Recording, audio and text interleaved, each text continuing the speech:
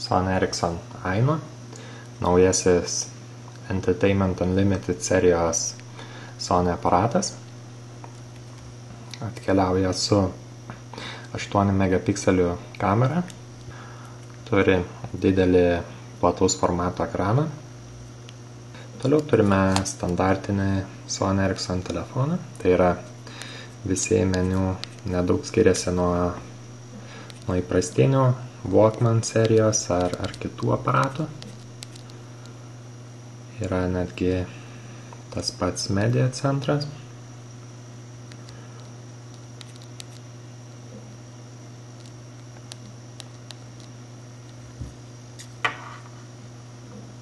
Pats valdymas taip pat veikia įprastai mygtukų pagalba, nors telefonas turi ir touchscreen ekraną. Deja, jis veikia tik uždarius telefoną ir štai tik šioje tam specialiai skirtoje aplinkoje. Tarkime, video peržiūra.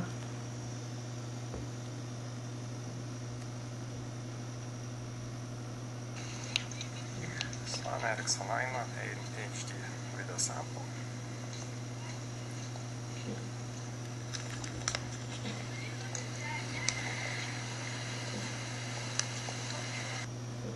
Kameros valdymas taip pat veikia ekrano pagalba, tai yra turime standartinį touch to focus.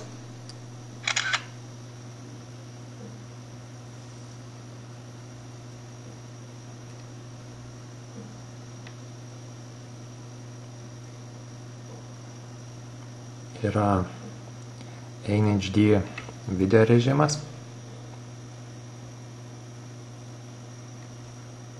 Taip pat Aino pakuotėje rasime telefonų skirtą dėklą, prie kurio prijungę aparatą galėsime jį įkrauti arba perkelti duomenis iš kompiuterio. Pats telefonas turi Sony Passport jungtį, tai yra duomenų sinchronizacijai ir jo įkrovimui, taip pat laidiniams ausiniams.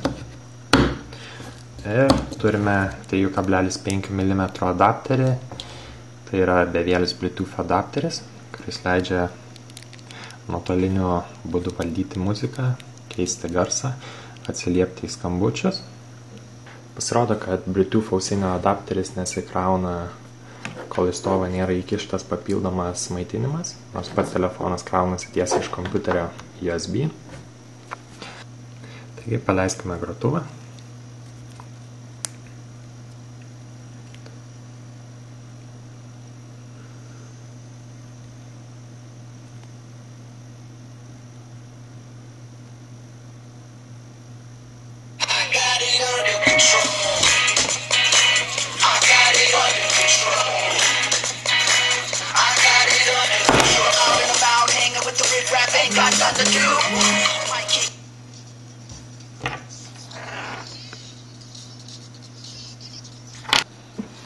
Galime keisti garsą. Persukti dainą. Na, viena daina būna, todėl ir jos nepersuksim. Ir tas pats ausinio adapteris gali būti labai puikiai panaudotas su namų garso aparatūra.